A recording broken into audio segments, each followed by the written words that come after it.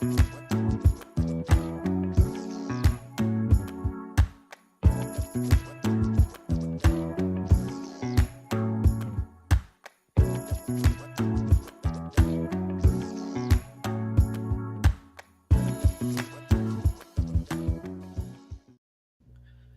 what's going on, everybody? Welcome to episode 31, part 2 of the Seeker of the Unknown podcast. And thank you guys for being here. We're going to continue off of what we were talking about last time, which was the um, extraterrestrials, what we know about them, why they're here, how long they've been here, where do they come from, how many are there.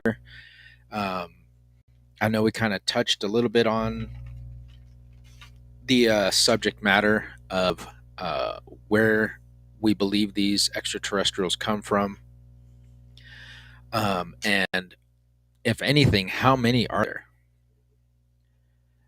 I was looking up some stuff to share on the podcast, and it's very vague, depending on who or what you talk to or where you get your sources from. And obviously, you don't want to put anything out there that's not going to be something that people can go back off of looking into. But one of the groups is the SETI Institute, um, that says that there's about 36, if not more, alien societies that we know of. It says, according to a new analysis from scientists at the University of Nottingham, we don't have a lot of alien company. On June 15th, two researchers published a paper in the Astrophysical Journal arguing that the Milky Way, which sports about 250 billion stars, could host a few as 36 alien societies. That's a small number and rather less than the number of races that have appeared on Star Trek. Good one there, guys. But as they're stating is that there's only about 36 that we know of. Given the usefulness of radio, you could easily claim the technological life in 10,000 years, not 100, if you argue that for the larger number, the tally of inhabited worlds increases by a factor of 100. So that's just going off of one source, which is the SETI source, the SETI Foundation.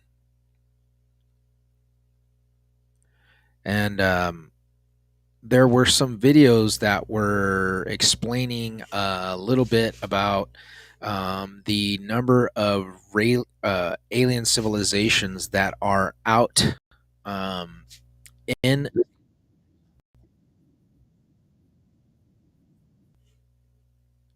Let's see, because I was looking at one the other day and it was kind of interesting, but it was like taking forever, and I was just like, dude, I'm not going to sit here and talk about all this stuff and get into this. But let's see if I can find it.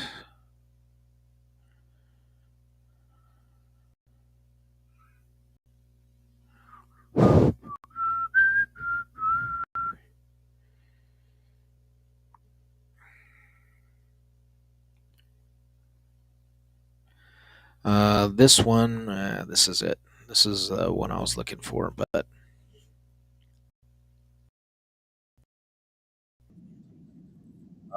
this video is going off of a couple of sources. It's from Astral Legends TV. And it says, prepare to embark on episode 1 of the mind-bending journey as we delve into the intriguing world of extraterrestrials that share our Milky Way galaxy in this beginner's overview episode. Over the past 50 years, an array of astounding revelations has emerged, shedding light on various alien species that have made contact with Earth from galaxies and beyond. Our sources include declassified CIA, Elena Dana's gift from the stars, the United Nations and CIA documents, ancient civilizations, close encounters, ancient aliens, UFO authors, spiritual mediums, channelers such as Bashar, etc., which are all provided remarkable glimpses into these enigmatic interstellar and interactions with our cosmic kin. Now, I'm going to grab this link here. Copy that. and then I'll place it inside of the chat box here if you guys care to look at it. If not, that's cool with me. But the reason why I wanted to do, well, I did this episode, was, um, as I said before, is that we've been seeing lately that we just had the oversight committee for the congressional oversight committee was you had whistleblowers who were testifying as to the existence of extraterrestrial life and other known galaxies and entities that are either outside of our solar system, from our solar system, or who inhabit the Earth themselves. And the whistleblowers were mainly giving a lot of testimony about the UFO incidences, the Tic Tac UFO that everybody was talking about. And everybody was discussing about, this video that was going around showing this alien craft that was being captured. Let me see if I can pull that up.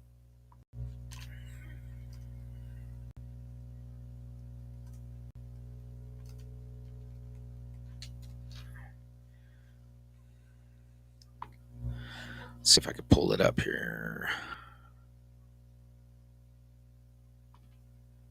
Yeah, here we go. All right. All right, let me see if I can get this up. You guys can check it out.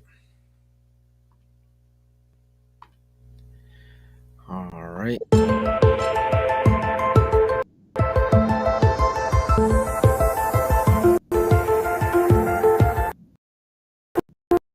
Yeah, but look on the SA. My gosh. They're all going against the wind. The wind's 120 knots from the west. Look at that thing, dude.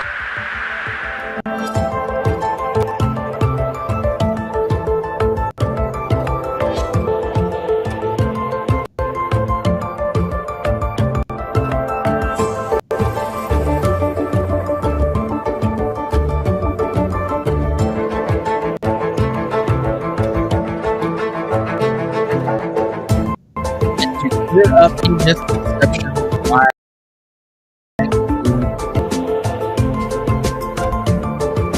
out of that.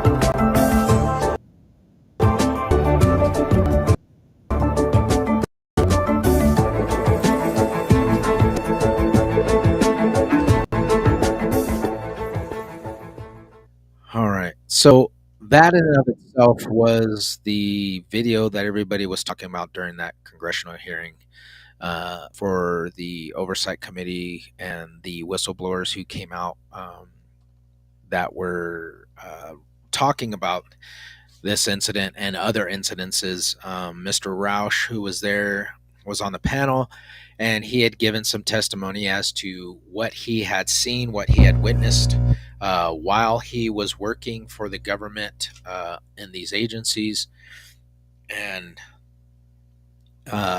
pretty much clarifying that Congress was asking, of these crashed objects that you guys found, were they of this Earth? His testimony is no, he doesn't believe that they were from this anything that we could have conceived of, as far as our scientists are capable of. Not saying that they're dumb, but he doesn't believe that they would have been able to do it. Did these alien lives, did these vehicles come with alien or some kind of pilots? He said yes.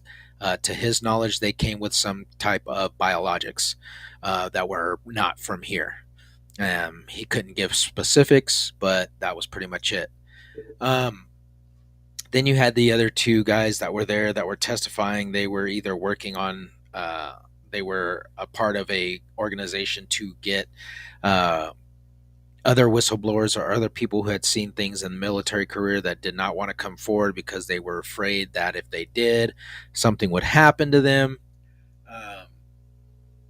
Which, I mean, we've got thousands and thousands and thousands of tape on people talking about extraterrestrial video footage, seeing and witnessing a lot of things that they did not or could not explain. But at the same time, you have Dr. Stephen Greer, who I talk about a lot on this podcast because I praise his work for what he's done for the declassification movement since the early to mid 90s with bringing whistleblowers out who have worked with the government facilities, programs, you name it. If they worked on it and they seen it and they wanted to get their message out, he has it. And he has all the evidence, case evidence stuff that he needs to pursue something like this. And I believe that Dr. Stephen Greer, who is and has been in great fear for his life, like I said, since the early to mid 90s, for releasing a lot of this information or getting people to come out with this information. And he has a lot of information on a ton of subjects. Declassification. He has memorandums printed up. He's got CIA documentations on the assassination of JFK. He's got the documentations on the assassination or the removal of Marilyn Monroe. And the reason why he says that was done was because she had hold on. She was going to expose the Kennedys for what they were and the secrets that she knew. And that was a big no-no because she obviously was having an affair with JFK and Robert Kennedy. And her source was a known reporter who was going to be dropping dimes on a lot of things. And Marilyn Monroe was just adding to her bag of goodies that would probably have damaged the Kennedys, and they were not going to allow that to happen. And he had released that on his movie Unacknowledged. And if you want, I will. Let me see if I can get this. This is not what I wanted.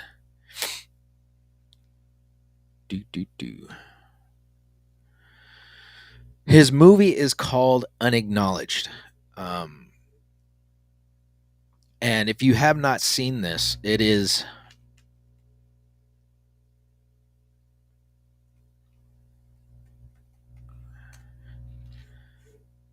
oops.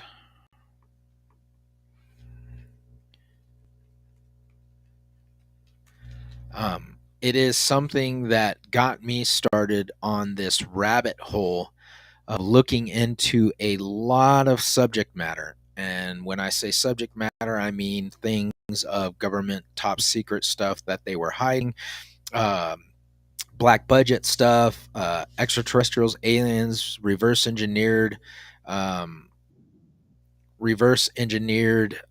crafts, the technology that was harnessed from these vehicles, if not these alien species themselves.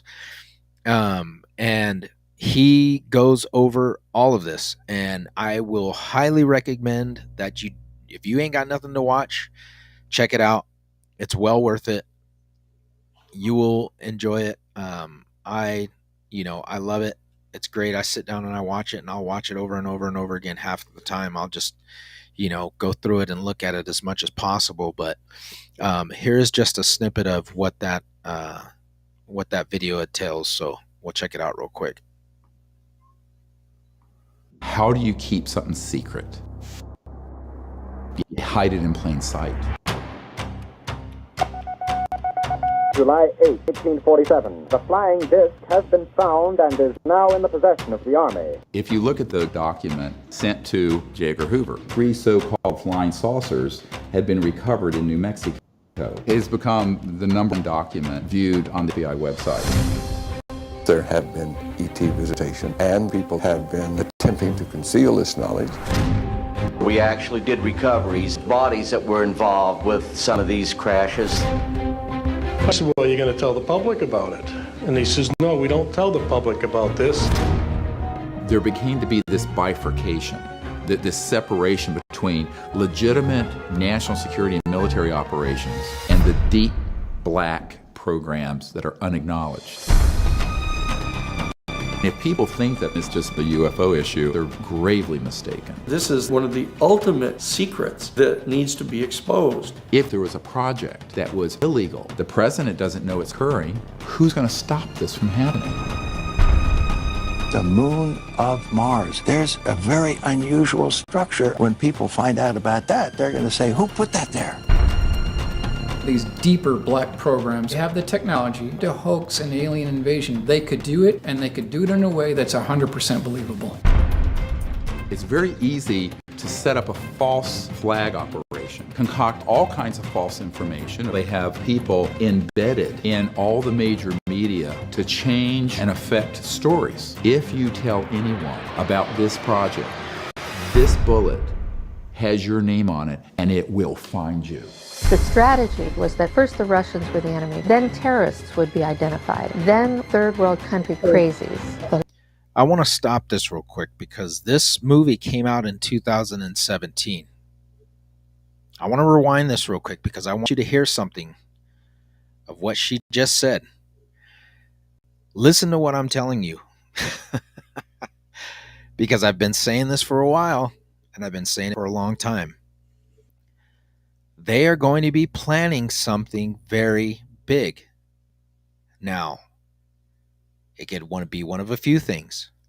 We are starting to see the buildup of the military in the Middle East with the war with Israel and Iran. Now Israel going into Lebanon, and you have other countries of Muslim nations that are, coming together, and other nations that are coalescing against Israel because of the genocide that they are committing in Palestine. 2, we have seen the evil insurgence of media outlets and the government itself deviling down the Russian government because of what is going on over there in Russia and Ukraine. Now, I would highly urge people to do their own due diligence and do their own research, as I do on this program all the time. You need to realize something. This war, both wars actually, both fronts, because if we look at what's going on between Israel and Iran, we can say that yes, this is in fact a war, because they are launching weapons at each other and invading each other's territorial spaces. Has Israel invaded Iran yet? No, they have not done so, but they have invaded Lebanon, which Iran is backing them and telling them not to do so. Israel is being supplied by weapons by the United States. That is an indirect incursion into what the Israeli government is doing against these Muslim countries, and is in fact a direct involvement in what is happening, or has been happening since after October of last year. And if you do not think that the U.S. has blood on their hands for what has happened in Palestine or in the Ukraine, you're very highly mistaken. Now, I say this to bring this point is because she is about to say something that is coming to fruition now. This isn't Bible scripture. This isn't religious text. This isn't anything talking about a Savior coming back in the end of the days. What this is talking about is the government setup of what is to come, a staging game for what has been happening since 2017-18. Okay? We are seeing that they have demonized Russia with this war in Ukraine. They could have stopped it. The United States went in and told Ukraine, we are not going to stop. We don't want you guys to stop this. We want to get a foothold here. We will help you. Ukraine was about to sign that peaceful treaty with Russia. They did not, because the U.S. told them not to. We will go to full-out war and help you. And you see everything that happened with the gas pipeline and everything that was going on there, and you know, the Europeans' hand. You don't hear anything about this anymore, about Germany's hand in the pipeline that was blown up in the Baltic Sea or whatever it was, and them blaming Russia for doing it. But now we are finding out that Germany possibly had a hand in doing exactly that to make it look like it was the Russians. The Russian collusion with Donald Trump, a lie, hoax, BS. Democratic governmental politicians and people were sitting there saying, oh, well, it's all this stuff with them. Now you have Israel, the war stepping up with Israel. You've got Korea, China, agencies that are trying to do something about the US dollar. If you don't know about BRICS, get into that. The drop of the US dollar in other countries, and probably globally now, because these other countries are going to start backing their currency with gold and silver. We are funneling all this money into all these projects, these secret black projects. You really think that they're sending $152 billion to freaking Ukraine? You really think that they're sending 20 to 40,000 billion dollars or whatever it is to Israel? Wake up and realize something. This is what this movie is talking about. The black budget, deep state government projects that are going on. They are using these states not only to gain ground in this region, but to test illegally and supply illegally weapons to these countries, okay, that are waging war against these other nations that they are saying, okay, well, we're not going to be directly involved, but we're going to be indirectly involved, because there's plenty of videos you can see that of civilians going around, and there's a bunch of stockpiles or weapons, cache, exploded ordinances that say United States, made in the U.S. or made in this place, Cincinnati or whatever. And now we have Russia, who has revamped its nuclear strategy, its war plan, to say that if we are being struck against, that we will be able to retaliate against countries who are nuclear powers and those who are not, that are being forced by nuclear powers. We are seeing what is going to happen is going to be something really big. And this is just a stepping stone for what they are planning, which is going to be something big. And as I said before, at the beginning of this year, we had a congressional hearing with whistleblowers who worked with the government that did say, yes, they did indeed know that there are extraterrestrial life forms that have been gathered or collected by the United States government in these vehicles that are not from this planet, and we have possession of them. This is just the beginning. This has been going on for a long time, folks. These extraterrestrials have been around for a long time, and there's plenty of videos of them showing the military or various groups, governmental agencies around the world that have been engaging and come into contact with these unidentified flying objects. But as I said, listen to what she's going to say right now and let this kick in, because this is very important. The strategy was that first the Russians were the enemy, then terrorists would be identified, then third world country crazies. The last card is the alien card, and all of it is a lie. A lie. Now, the woman that you just seen there, she was one of the advisors or aid workers or something. I can't remember what it was, but she worked for Dr. Von Braun, who was a part of NASA to help them build the VR. Who helped actually he was a Nazi scientist who helped them build the VR rockets, but was brought over here during Operation Paperclip. If you don't know what that is, and you probably won't, because there's probably, I mean, If you're older than 30, you should know what Operation Paperclip is. If you don't, I'm really sorry for you, but do your due diligence and go out there and check it out. Operation Paperclip was a government planned operation where they brought at least over 200 scientists and big brains from Germany after World War II, gave them amnesty and told them, okay, well, if you come over here and you work for us, we'll go ahead and overlook all the heinous mutilation crimes and the crimes against humanity that you did in the past. And if you don't know, one of the main people who was brought over here was the founder of Bayer. Bayer Company is actually a company that was founded by a Nazi scientist who was killing people in World War II. Bet you didn't know that. Bayer, B-A-Y-E-R, the aspirin, that's right. These people were brought over here and they were given money and they started their own companies, and guess what they started doing? The exact same thing they were doing in World War II. Now, Operation Paperclip brought all these people over here, these scientists, and Wernher von Braun, who was working in NASA at the time, the woman that you saw at the end of this clip, let me play it again so you can see who I'm talking about. This woman right here. Watch the movie. She discusses that she talked to Wernher von Braun, who gave her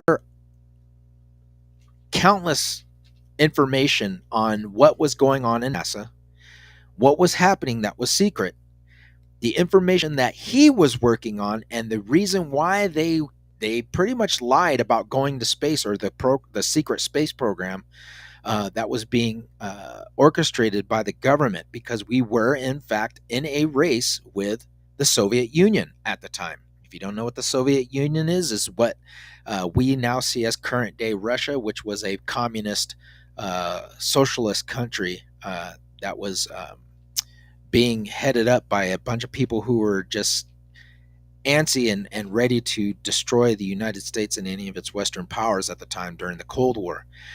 So we were in a race to get to space. And a lot of people, especially Buzz Aldrin, these people have come forward and said, we never went to the moon. It was all a lie. You see me in the suit and you see this guy walking around doing all this stuff, but it's not me. I wasn't there. And he's done public lectures and he's talked about all this stuff. But this woman here is saying exactly what Wernher von Braun is telling her. They are here. They have been here. Are they hostile? No, they are not. Because if they wanted to destroy humanity, they would have, and they have the capabilities to do so. But the government will use it as a means of starting a global, if not a catastrophic, catastrophe, and saying, look at these aliens, they're coming to destroy us. We need to implement all these safety stuff and yada, yada, yada, yada, just like what we see in 9/11. And that's what Dr. Stephen Greer is talking about, is that the government black projects, the false flag objectives that have happened to orchestrate and implement law based on fear, because if you get people scared enough and you make them see things or experience something, and you tell them, hey, we got this plan to put safety measures in place, just vote this bill into office, knowing darn full well that there's all this other stuff that comes with it. So what they're saying is this: the false flags are going to come from what we are now seeing, the Russia war. We're now seeing the Israeli war. We are now seeing the China confrontations that we're seeing off of the coast of China with U.S. Fighter pilots and our navies and Air Force. We are also seeing it in North Korea. These countries are the setup for what is going to come later on, which is probably going to end up being not too long from now, because what we are seeing happening in the Middle East and in Russia is just it's we're pouring gasoline on it, and it's about to turn into one of those big old giant bonfires, and it's going to be really horrific.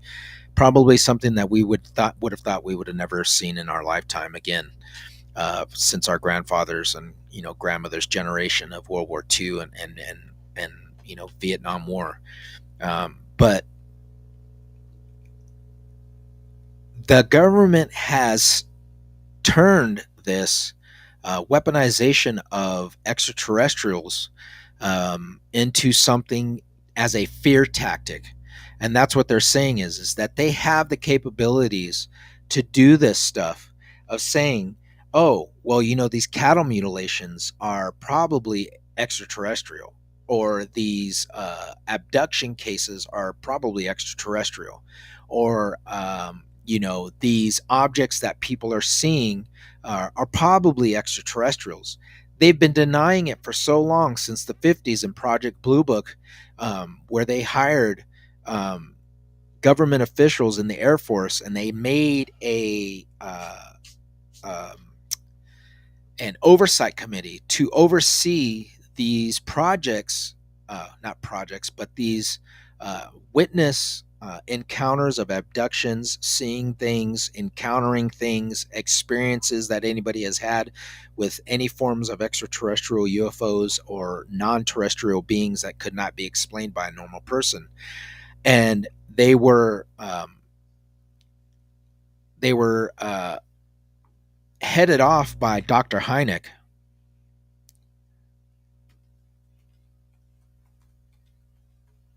who would go out with a government official and let me see. I think this is a video of Dr. Hynek right here and talk this. Hold on. Let me get this, because this is pretty interesting. If you don't know anything about Project Blue Book, please look it up. Project Blue Book.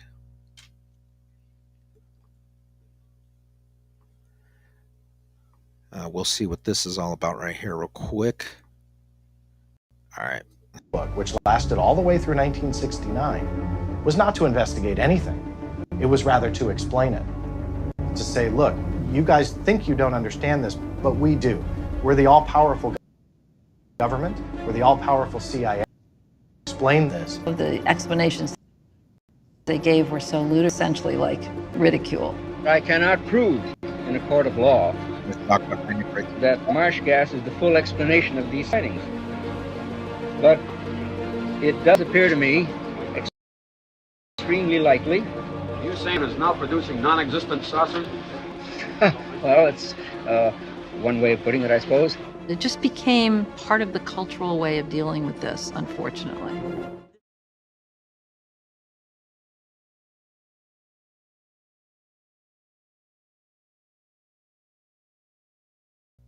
This is a new show that is going to be coming out, talking about Operation or Project Blue Book. This is a documentary. Okay, this is not a show. They do have a show called Project Blue Book, which came out on the History Channel. Watch it on the History Channel now, but the series was aired on, I believe it was Max or Showtime as well. But it follows Dr. Jay Hynek with a Air Force officer who is there. He's there to do his work. He's there to tell, Dr. Jay Hynek, look, man, this is just, what if it was just, a weather balloon or something with lights on it that just got, tangled in the Earth's atmosphere and people just happen to see it, or pilots just happen to see this. Pretty much trying to debunk everything, but Dr. J. Allen Hynek was there as a scientist to say, okay, this is what it could possibly be, and this is what we can rule out, and this is why we cannot rule these things out. As you've seen him in that video, he was talking about gases that were producing whatever flying saucers or whatnot. But the the journalist was asking him, so you're telling us that these gases aren't producing these non-existent UFOs? And he's like, well, I guess that is what I'm telling you. Pretty much what he's saying is that I'm telling you something, and what you're thinking I'm telling you is might be correct because you're hearing it, and I'm presenting it to you, and I'm supposed to be telling you this stuff. It's a bunch of horse crap. There's really something that's going on out there. And as I said before, all this stuff throughout history, okay, you've got the ancient Sumerians, you got the Mayans, you've got the Asians, you've got African tribes, you've got European tribes, you've even got people like Christopher Columbus. Christopher Columbus, in his document, in his journal, talked about seeing lights on the horizon in the water, coming out of the water, floating up above the water, and taking off.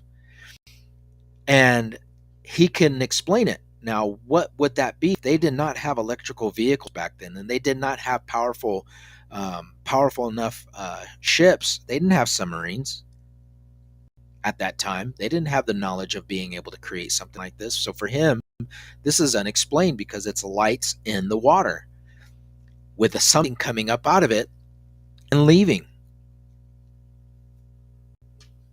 And you, like I said, you've got these cultures around the world who speak of these gods who come from the sky that give them power, give them knowledge, give them insight, and these people worship them as gods, but they are not gods.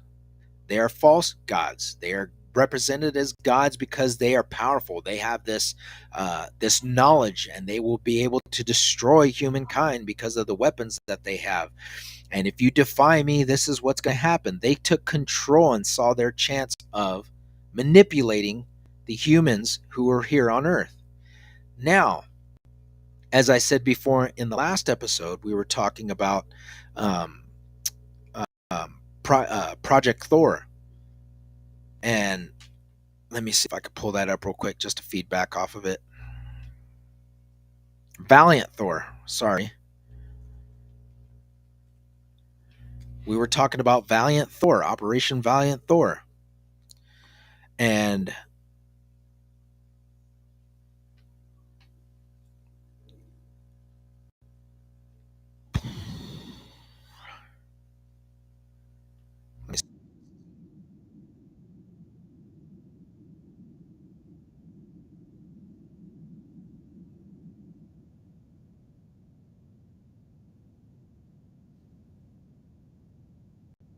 that's not it. Valiant Thor, as I said last time, was the extraterrestrial being. If you remember that movie, my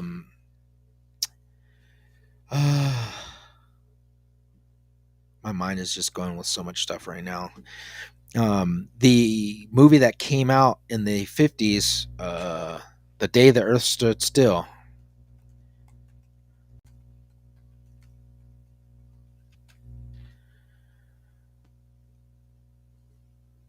Okay, this is the trailer. And the reason why I'm bringing this up is because we see that in Operation Valiant Thor, this is in fact what happened and what took place. An extraterrestrial being came to Earth. These officers, these police officers, escorted him, and because he told them, "I need to see your leader. I need to see your president." They escorted him to their boss, who then contacted military personnel. They transported him to the White House or to a military base where they were conducting interviews, an investigation of why he was here. And he was telling them of an impending doom that was going to be happening to the Earth if its people headed down this collision course of nuclear war, nuclear weaponry. Now, Valiant Thor, the extraterrestrial being, spoke like, I don't know how many languages. I think it was like every language you could think of, plus those that you could not. He was very fluent in those languages and could speak to any government head officials that came and spoke to him. He would talk to them. He actually showed President, was it Truman? Or Eisenhower, Truman, these beings that they were working on from these other beings that were being kept by the military or whatnot. And he told them that there are more of him out there. There's actually a vast galaxy, a federational galaxy, that has been keeping its eye on the United States and the world and other countries because of this nuclear power that they had just found, nuclear physics, and was saying that we had entered another stage of evolution because of this. It was seen as a universal threat, a cosmic threat, because they did not feel that we were ready to possess this power. He was sent to ensure that we understood the bigger threat was not just of Earth, but was throughout the galaxy. Now, Valiant Thor, the extraterrestrial being who came and he stayed with the US and the government heads and worked with him for a long time, is said to still be here on Earth. That's right. There is CIA documentation that states that Valiant Thor gives the whole... Let me see if I can find it.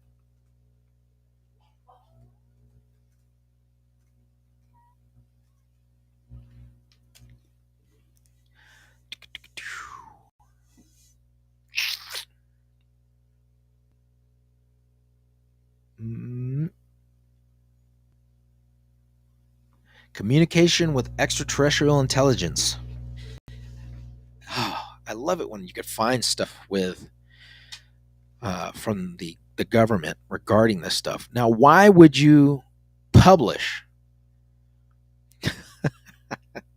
This is great. Let me see if I can. I'm going to download this real quick. Communication with extraterrestrial intelligence. This is from the Central National Security Agency, which is NSA. They work with CIA and the FBI. And they... You've got so much. If you look this up, CIA documents on Valiant Thor, the CIA government will pop up. It did pop up. It's popping up. They have different documents. Okay. And this is why I tell everybody, it's really hard for us to believe that there are still people on this planet that believe that we are the only living organisms, only living intelligent species in the galaxy. I don't understand how you come to that thinking, but more power to you. They have documents on flying saucers, 2 pages. German scientists articles on flying discs, 8 pages. Light phenomena east of Tashkent, 4 pages. Flying saucers, publisher is unknown. Recent sightings of unexplained objects with memo attached, 6 pages. Minutes of branch chiefs meeting of 11 August 1952. Flying saucers in Spain and North Africa. Flying saucers again. Untitled gives information on Der Flieger, a sports magazine, and an article about, I think it says, flying saucers. And I'm guessing, and an article, USSR and satellite mention of flying saucers. Flying saucers in East Germany. Flying saucers over Belgian Congo uranium mines. Flying saucers again, deleted. Flying saucers. Unidentified flying objects over Morocco and French West Africa. I'm going to copy this and I'm going to put this in the comments section. If you want to take a look at it, please do. Along with that video. All right. Look up some of this documentation that the government has on everything that they've been. I mean, it just goes on and on and on and on and on. Let's see. Let me see.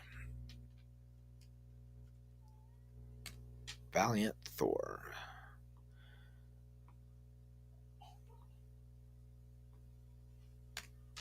Search.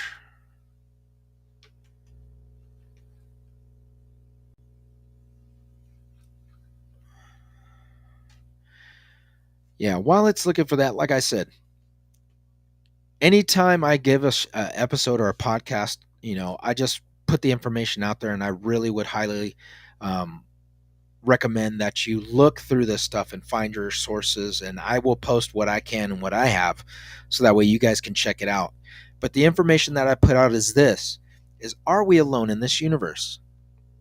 Me personally, going off of the evidence and things that I've seen personally, not with just myself, but with my fiance, my kids, my family members, my father who was in the military as well, and other friends that I've had in the military that have seen things that they could not explain.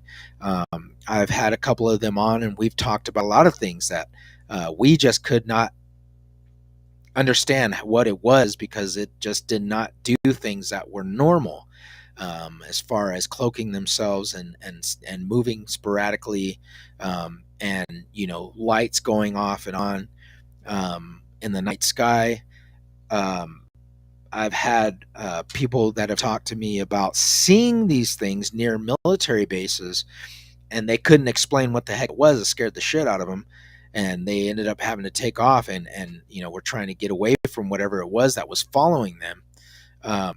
But as I said, do I personally believe that there are extraterrestrials in this world, in this universe? Yes, I do. I do believe it. I believe it so much that I talk about it as a, not as a skeptic, but as a believer in UFOs, extraterrestrial life. I believe that these beings that are, in fact, visiting this planet and visiting our civilization are trying to do something to help us. If these things wanted to destroy us, would it not be better just to wipe us all out instead of just messing around and screwing around in the sky? If there were thousands of these things, just imagine this. Just look, remember the movie Independence Day, where you had this big mothership and you had these, 12 or 4 or 5 dozen ships coming out of the big mothership and heading towards Earth and staging themselves around globally as chess pieces for an attack against the human population. Wouldn't this be something that they would have done already? If they were hostile and wanted to destroy us, would they not in fact do so? Now, going off of that, if these beings, these highly evolved beings, are capable of making ships that fly at light speed, or can they are able to make wormholes and travel through space and time, and they are in fact would be making them interdimensional, meaning that they can travel through the past, the future, and the present in multiple dimensions. As I said before in the last episode, in part 1, when I was talking about the Area 51 incident, where Bob Lazar, who was a whistleblower, who was probably one of the famous of the whistleblowers to come out in the early 80s, late 70s, who was a worker there and was giving detail, of these ships that he saw. He was stating that in the case of them working or reverse engineering this these crafts to find out how they were able to be manipulated, how they were being flown, what was powering them, and how it was powering them, and what the powering source was. He worked on the actual power source of these extraterrestrial, one of these ships. And he said that the element that he was working on was the canister itself was probably like about this big, and the power source that was inside of it, it was a ball. The element went inside of it. The ball sat in the middle of the reactor of let me see if I could put that up.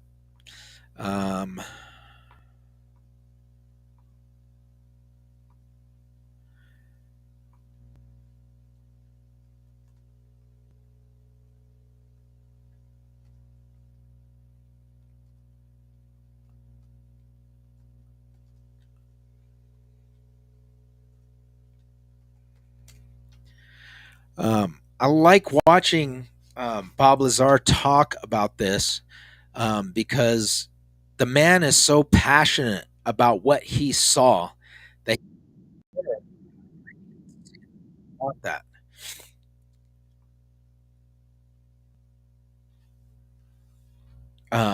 And he's, he's been trying to,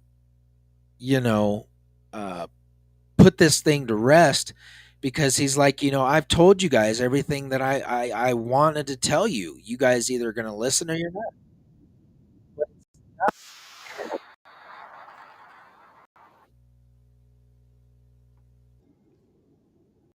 Hold on.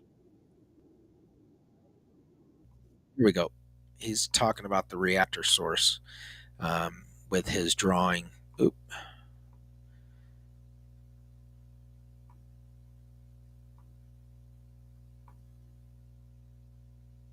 All right. So we got this one. I hate it when I have to sit here and move these screens around. So here he is. He's talking about the reactors inside of the UFO. Powering the gravity amplifiers. Gravity amplifiers output goes into the gravity emitters at the bottom, and the resulting gravity beam or anti-gravity wave can be pretty much put anywhere you want to. And I had access and was permitted to view and look at the operation of this main level with the gravity amplifiers and the level below the gravity emitters. Large black rectangular areas on the top porthole. I believe they were some planar sensor array that just took in information from the surrounding area, whether it be patterns of stars or what have you.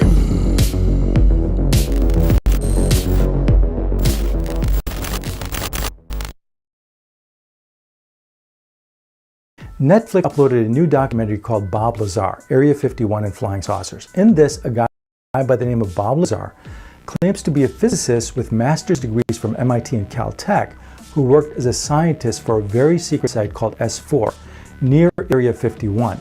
His job, he says, was to reverse engineer alien UFO propulsion technology.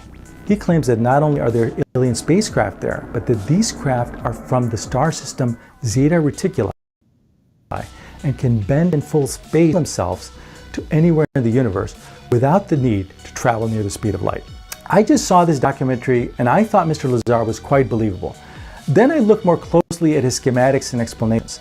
Let's take a look to see if he's orchestrating an elaborate hoax or whether his explanations of the alien technology is scientifically plausible. That's coming up right now.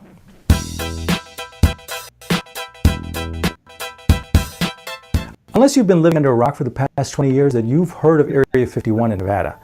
This is a super secret government air base where the Air Force tests some of the most classified aircraft, like the F-117. For a long time, our military did not even confirm its existence, yet everybody could see that it was an air base. So this absurd secrecy of the facility has provided fodder for numerous conspiracy theorists and ufologists. These are people who investigate UFO sightings. But a lot of people don't know that it was not that well known until Bob Lazar made some bold claims about aliens and alien craft being stored there back 30 years ago in 1989. He gained notoriety worldwide and was partly responsible for making Area 51 a household name today. I don't fancy myself a debunker of Mr. Lazar based on a comprehensive study of everything he's said. In this video, I'm going to look specifically at the science of the spacecraft and the propulsion systems as described by Mr. Lazar and tell you whether this technology is plausible based on proven scientific concepts that we humans know to be true.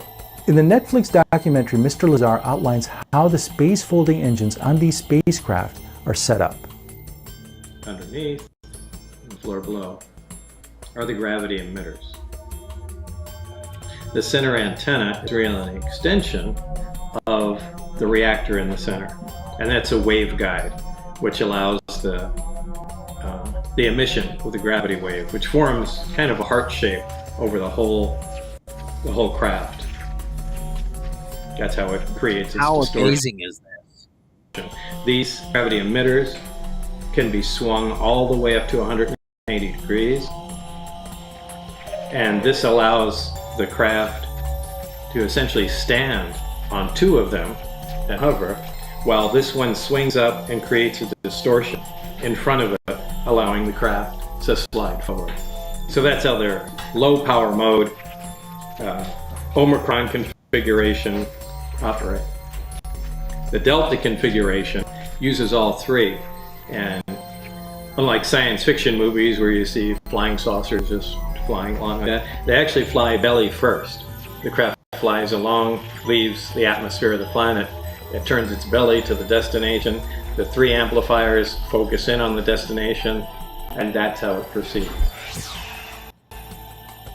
Incredible claims like folding space require incredible evidence. There's no physical evidence to speak of. There is his eyewitness report.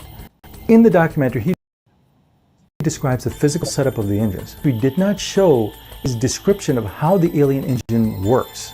I found an archived document on the internet that showed his description of the engine that he had on his website in 1996, and a review of it by a particle physicist, Dr. David Morgan. There's a link. Here's how Mr. Lazar did the alien propulsion system. It generates an intense gravitational field and distorted space-time, bringing the destination to the source. All right. So, as I said, Bob Lazar worked on these crafts for the government, these crashed or retrieved aerial vehicles, and described how they worked and how they manipulated, because he says in the documentary that they would take them out into the base and would show them actually maneuvering the spaceship, bring it up, hover around, go around the aircraft, left, right, up and down, going around, and then they would bring it back down and land it. And what he was saying is the whole point of them doing this was because they wanted them to revert. They wanted to be able to know how the shit worked so they could build it. We want to make our own. We got to have it. Tell me how to fix it, how to do it. How does this thing work?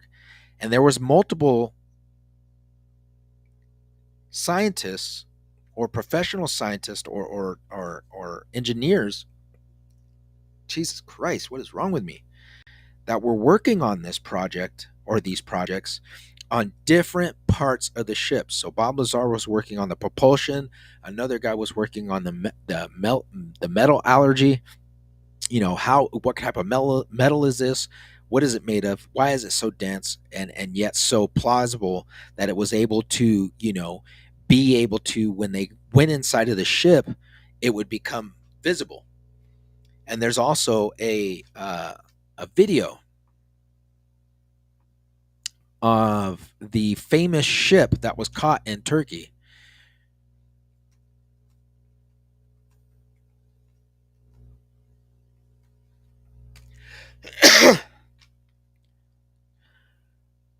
This was the eyewitness video that was taken. Let me see.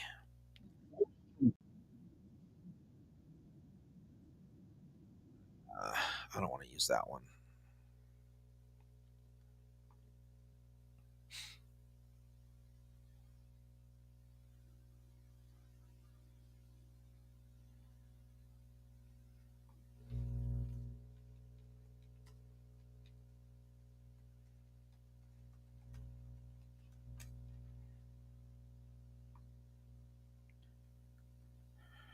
And anytime you try and look this stuff up, it is gone. Like I just tried looking up that one right now, but it was off of some History Channel. And I'm probably not going to be able to find the original one, so I'm probably just going to have to use that one. All right. Well, I guess that's it. But anyway, we'll look at this one, and I'll go over it a little bit too because I've seen this thing for a while, and we'll talk about it real quick.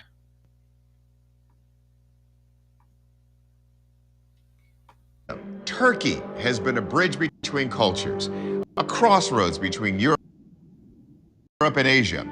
It might also have been the meeting point between human civilization and extraterrestrial life. It's May 13th, 2009, and night owl Yalçın Yalman is stargazing in the suburbs of Istanbul, Turkey. Shortly after 3 a.m., something strange appears in Marmara. It appears to be some sort of saucer-shaped craft. It's hovering silently for half an hour about a mile away and 500 feet above the sea. I just want to say something really quick. If you can find this video, there's the full clip of the video.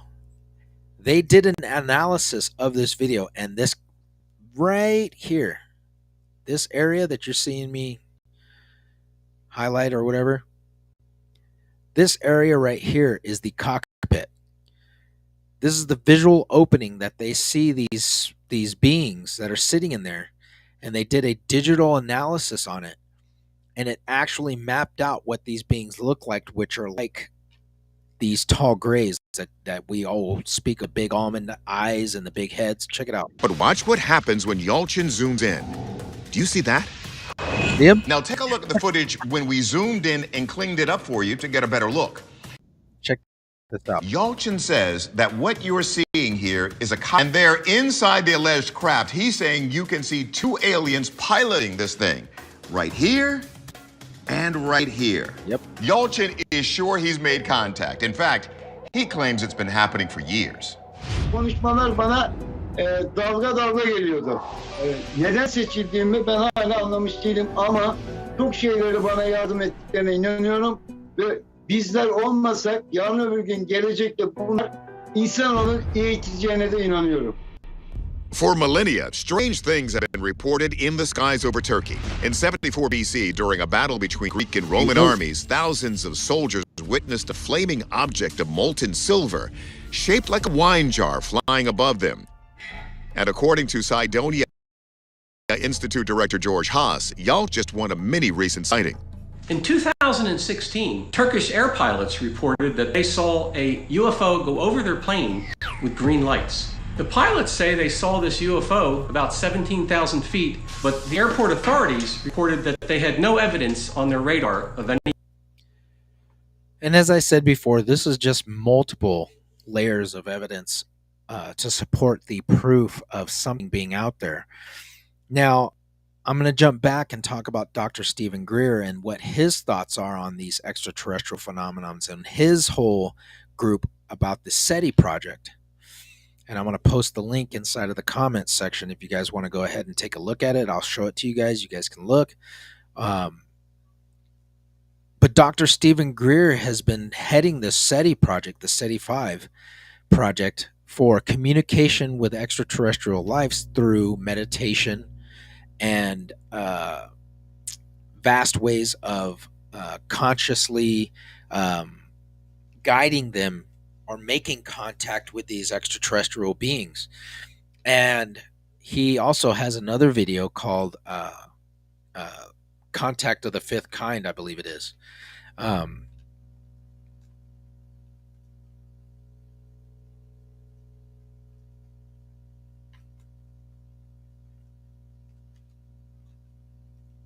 And it's called the SETI-5 project, CE5. I don't want that.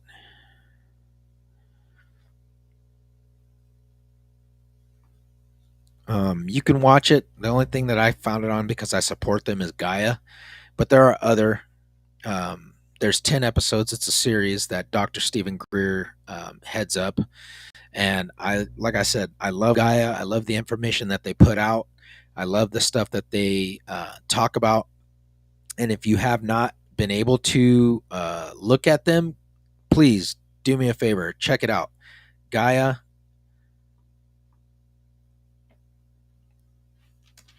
And look at it for yourself. Make your own conclusions and your own theories.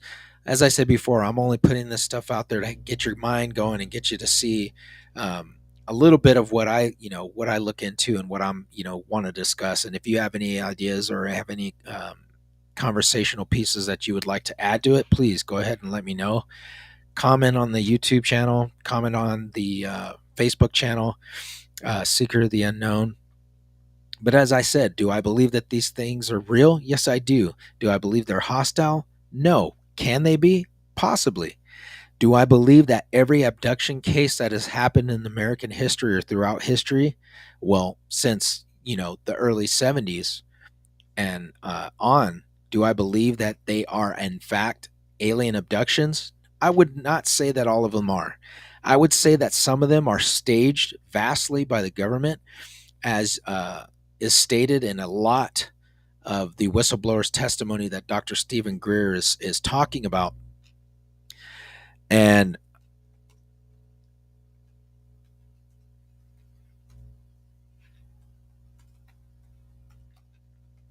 one of the big things that blew my mind was in the X-Files, right?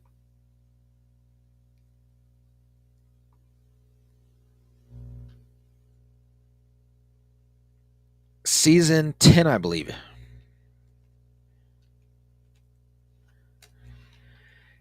Was the recent one that came out about the extraterrestrial abductions that were happening with Dana Scully, and how they, Scully and Dana and Scully were the parents of this child, but this child was just like what happened to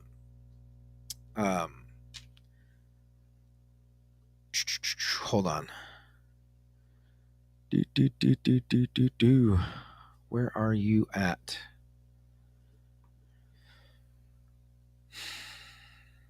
I'm trying to get it.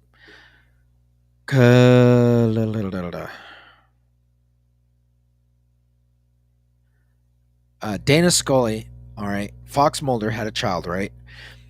Now, remember why Mulder was believing in all this stuff was because, what was it? His brother had gotten taken, or his sister was abducted by these aliens, and he was not going to give up until he found out, because he knew that the truth of what was happening was out there. But all through the whole series, all through the seasons, I mean, they deal with a bunch of stuff and what's going on. X-Files got canceled again in this last season, because what happens is that they talk about a virus that is going to be implemented into the population of the world, and this virus is going to be containing extraterrestrial DNA. Now, this DNA is not just something that was given or taken from these extraterrestrials. It was something that was manipulated by the government. The government was trying to test these shots on people by putting this DNA into them, and it was a select few who were getting it, but it was Scully, okay, that had gotten infected with this alien DNA, and they believed that their child that they had together was in fact a hybrid with DNA in the child. Now, they hid their child because they did not want the government to find them, their son, I believe it is son or their daughter. And they hid their child, and, Dana is telling, Mulder, I can't do this anymore. This is why I stepped away. I left, but she ends up getting dragged back into it, finding out that the government has a hand in all these reverse engineered vehicles, and they are trying to put a fear tactic out of these alien abduction cases, which are actually staged abductions in these reverse engineered vehicles in a set to make it look like, oh, well, these extraterrestrials, they had me on a table, they were taking, my fetus, or they were doing all these abduction things that you hear about people talking about. The controversial X-Files got canceled again because of what they put out in the series. Now, I praise the makers of this, Chris Carter, for making the X-Files, because this man exploited so much stuff, and in the last 2 seasons, he threw it all out there and was like, look, this is what could possibly be happening. And it shows them in this famous scene.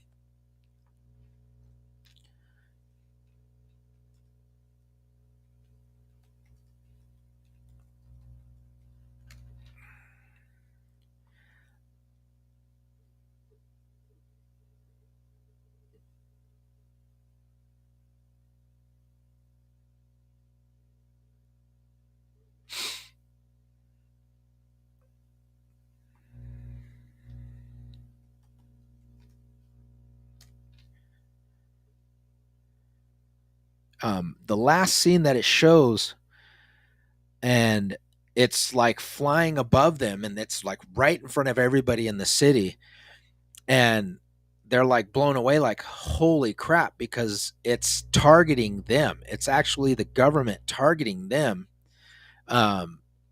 because of the genetic modifications that were happening through their DNA, that they had given to Dana, and she had ended up giving birth to her and Mulder's child.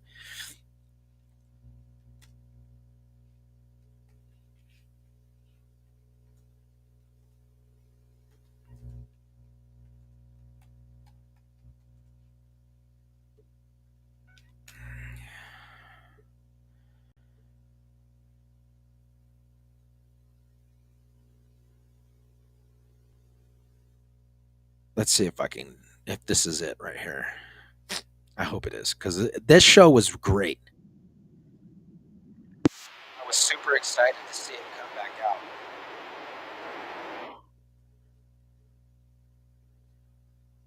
Hold on. It's going through the X-Files recap. Let's check this out real quick together, because this is really cool.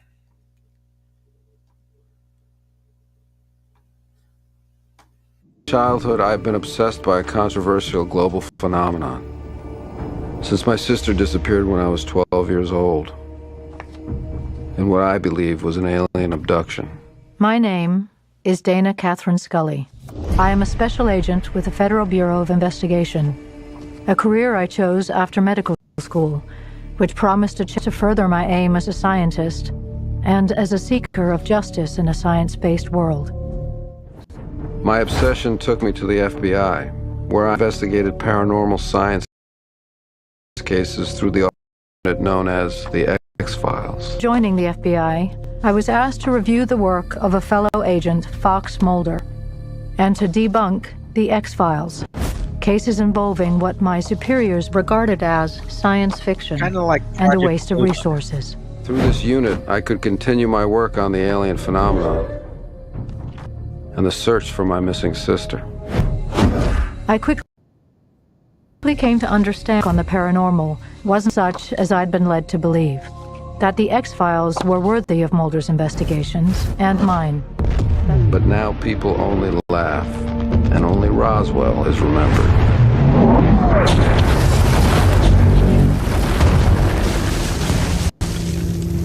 I would also come to fear that the institution I joined and invested with my trust was subject to the influence of dark forces outside the Bureau and sometimes within. And I give credit to Dr. Stephen Greer, because everything that he has done correlates with what we see in the X-Files itself, with the dark, the deep state of the people who are behind the scenes, who actually run things, as far as what we are able to see, what we're not able to see, and putting that information out there for what we see getting taken out in a lot of these cases. Forces threatened by Mulder's work, and increasingly by mine. Are we truly alone? Or are we being lied to? was abducted from my home by unknown assailants and returned without a clear understanding why. But intervening incidents have led me to believe that during my short disappearance, I was subjected to tests resulting in a life-threatening disease, as mysterious as the illness itself. In 2001, we had a child together, but had to put him up for adoption to hide him from those who wished him harm. And the significance of a recent test result of my personal genetic makeup, turning up DNA anomalies that I can only classify as alien. Alien technology being used against us by a venal conspiracy of men against humanity. I didn't know how my work would be used. They removed your unborn fetuses. They do everything through here, even with the DNA. And this goes back to everything that we've been saying about the testing and the manipulation. Are these entities, in fact, here, and the government is just holding, like we see these videos on the internet about these extraterrestrial interviews, yada, yada, yada. But there are whistleblowers who talk about the DNA and the harvesting of tissue and the living ETs that they have in bases that they do studies on. Is in fact what they're doing to the people that are staging these events actually the DNA work makeup of these extraterrestrials? DNA. Tell them about your DNA, Sveta. I have alien DNA. For sure. It's all part of a conspiracy dating back to the UFO crash at Roswell in 1947. Stramelli. I'm rattling some pretty big cages in the intelligence community, but I'm prepared to blow open and be the most evil conspiracy the world has ever known. You sent for me. I'm here. You're witnessing what may be the advent of a global contagion. To kill everyone but chosen. Alien DNA mixed with our DNA. Testing yourself for alien. Are you seeing this? Is not the global pandemics that we are seeing just a government testing that they are just seeing what is going to happen to the people that are able to freaking survive, and those who are going to be able to restrain its fight against whatever's inside of these shots? We are voluntarily just giving up ourselves as test subjects. Well, for those who have been able to take the jab or decided to do so, are volunteering to offer themselves up as a lab rat. Now we are coming into the next year of saying, oh, well, you know, it's COVID season. Like it's just some kind of Passover. Like it's just, you know, something normal. And people are falling for it and going and getting these shots and getting these inoculations without even knowing anything about them. Alien DNA?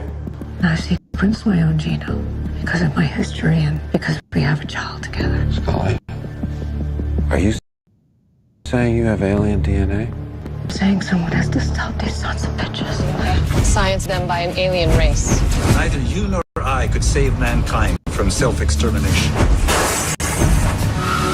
I just changed the timetable. The police eyeing us, tell us that makes us safer. We've never been in more danger. And do something about it, Mulder. What are they trying to do? That's the missing piece. Get to the hospital! Help is on its way! I promise! But their fates were sealed since birth. They were simply puppets. The world will go on. Just in my image instead of God's.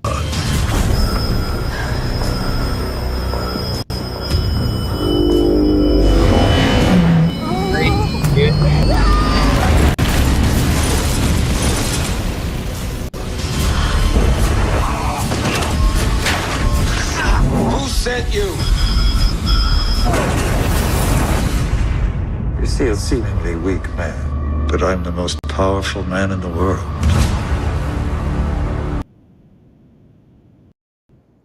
I love the X-Files. It's great. But if you get a chance to, please take a look at X-Files Season 10.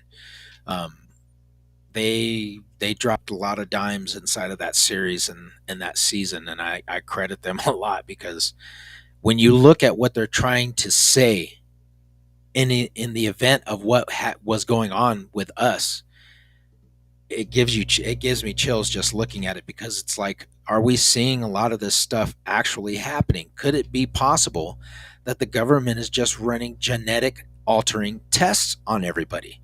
We weren't allowed to see people that were dying. We weren't allowed to claim their bodies. We weren't even allowed to bury these people. Where did they go?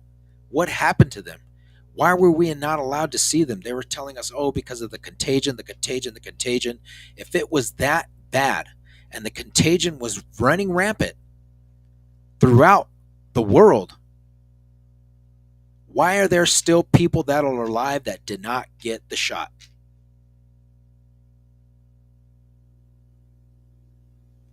Could this be genetic modifications that they're using on the on the public? And as X-Files states, could it be something that's genetic from, these extraterrestrial beings? I don't know.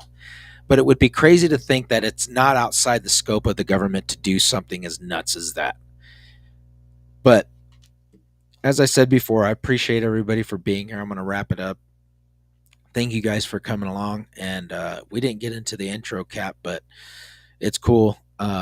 For all the followers and the supporters of the channel, I appreciate you guys so much. Thank you guys. Keep following. Give me some good ideas, what you want to hear topics on. I know a lot of the ancient history stuff is one of the big things I get asked to do. My Epic of Gilgamesh reached, I think, over 400 views on YouTube, and I appreciate you guys for sharing that and getting the word out on that. If you haven't already subscribed to the channel, subscribe to it, send it out to your friends, have them subscribe and like to it. We're going to be getting some more content out, and I'm going to be publishing some more stuff. I know it seems off the wall, and it's like, people don't want to open their minds and realize that this stuff is possible and that it does and can happen. But we don't know everything that's going on in this world and in this universe. And there are a lot of things that are hidden from us, ancient, present, and the future stuff that is planned for these the governments around the world that we're seeing, these agencies like the World Health Organization that are plotting, humanity's course. And it's like, who are they to sit here and judge and determine what's best and what they believe is right for humanity at a global scope? We can't even rely on our own United Nations to help and to do the right thing and finding and seeking justice for the human population when it comes to genocide and wrongly murdering and massacring people right in front of our eyes. That we allow these people to make these decisions for us and to implement fear into everybody and tell everybody, oh my God, this stuff is so horrible. But in fact, it's just them instituting these viruses and these outbreaks of these pandemics in order to cause fear in people and to get people to be subjective to their will. If you do this, you're fine. If you don't, then you're going to shut your businesses down. You can't go outside. You can't go anywhere. You got to be 6 feet apart. You got to wear a mask everywhere. And here we are, 4 years later, 3 years later, and there's people still kicking. We're still alive. Nothing's wrong with us. You got to think, folks. I mean, come on. You can't be that ridiculous to think that, believing everything that the government tells you is true. We've come that far where we've gone from thinking for ourselves and doing what we feel is right for ourselves and our families and our fellow, population, that we sit here and we just subject ourselves to whatever the government tells us is right. Not everything that they tell you is true, and not everything that they tell you is right. We got to do what we have to do when it comes down to being diligent and being smarter and realizing that, they are just implementing this stuff just to take away our freedoms and our rights and to hide what is actually out there. Implementing that fear is going to be the next stage in this era now. A fake global alien war. They're going to stage something in an event that is going to cause people to think, oh my God, they're here to kill us all. When in fact, it's probably just going to be something that's staged by the government terrestrial invasion. But anyway, like I said, thank you guys for coming along. I appreciate you guys. I'll see you guys later, and you guys have a great weekend. Please get on the channel, comment on the channel, leave me a comment in the comment section on YouTube, Seeker of the Unknown. If you can't reach it there, leave me a comment. Go to Facebook, Seeker of the Unknown. Leave me a comment on a subject matter that you think or a topic that you want to hear about or you want me to discuss, and we'll get an open discussion going. And if you want to get on the show and talk with me and discuss some of this stuff, please do. That's what we're here for, is as a community, just to help each other and do a lot of research and have a discussion on these topics openly, without having criticism or fear or being told how dumb and stupid and weird and you're just freaking a bunch of conspiracy theorists. I hate that word.